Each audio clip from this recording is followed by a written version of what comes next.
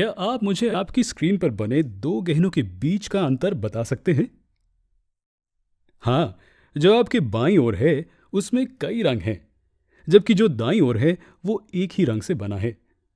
सही तौर पर क्या हम कह सकते हैं कि पहला वाला गहना दोहराई जाने वाली इकाइयों से बना है, जो एक दूसरे से अलग हैं, जबकि दूसरी ओर दूसरे वाले में समान इकाइयां हैं, जो कि माला बनाने के लिए कई बार खुद को दोहराती है।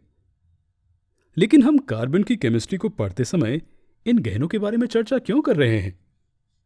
दरअसल वो इसलिए है क्योंकि कार्बन बिल्कुल इन्हीं मालाओं में से एक की तरह ही विशेषताएं दिखाता है। हाँ, जो माला एक ही रंग की मोतियों से बनी है, हम उसी के बारे में बात कर रहे हैं। जैसा कि हम यहाँ देख सकते हैं कि सभी मोती समान रंग और समान आकार के हैं।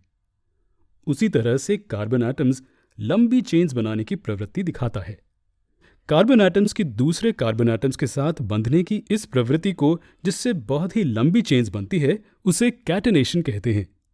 जरा रुकिए, हमें पता है कि बहुत सारे एलिमेंट्स होते हैं जिनके एटम्स साथ में बंधे होते हैं, तो फिर हम ये क्यों कह रहे हैं कि कार्बन बॉन्ड्स अनोखे होते हैं और ये कैटेनेशन दिखाते हैं? हमने इसी तरह के और भी एटम्स को बॉन्ड बनाते देखा है, लेकिन वो चेन कितनी लंबी होगी? बस कुछ एटम्स लंबी, बिल्कुल ठीक। हालांकि कार्बन चेन्स बहुत लंबी होती हैं। जब हम कहते हैं कि कई एटम्स मिलकर बॉन्ड बनाते हैं, तो हमारा मतलब है सचमुच कई सारे एटम्स।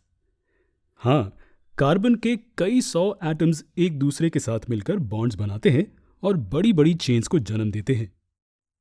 अब अगला सवाल जो हमारे दिमाग में आता है वो ये है कि क्या कार्बन एटम्स में एक सिंगल, एक डबल या फिर एक ट्रिपल कोवैलेंट बॉन्ड होता है? इसका जवाब क्या हो सकता है? वैसे कहने की जरूरत नहीं है कि ये सभी तरह के बॉन्ड्स बना सकता है। हाँ, आइए देखते हैं कि ये बॉन्ड्स कैसे बनते हैं। अगर हमारे पास एक इलेक्ट्रॉन पेयर है जो दो कार्बन एटम्स के बीच बांटा गया है, तो एक सिंगल कोवैलेंट बॉन्ड बनता है, जैसा कि यहां देख सकते हैं। इस मामले में दोनों कार्बन एटम्स अलग अलग एटम्स जैसे कि हाइड्रोजन या ऑक्सीजन के साथ बॉन्ड बना सकते हैं। आमतौर पर हम ज्यादातर कॉम्पाउंड्स में यही देखते हैं।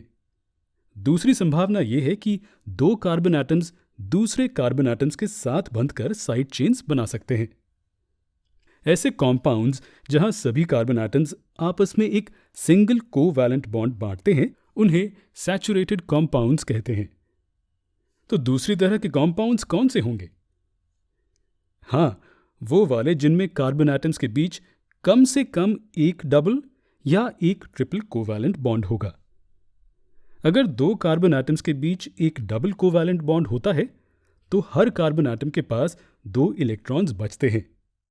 जो सैचुरेटेड चेन्स हमने अभी कुछ देर पहले देखी, उन्हीं की तरह इस मामले में भी हर कार्बन एटम दूसरे एलिमेंट्स के साथ फिर से दो बॉन्ड्स बना सकता है। साथ ही साइड चेन्स बनाने के लिए बाकी कार्बन एटम्स के साथ भी बॉन्ड्स बनाए जा सकते हैं। दूसरा मामला वो है जहां दो कार्बन एटम्स 3 पेयर बांटते हैं, यानी कि 6 इलेक्ट्रॉन्स।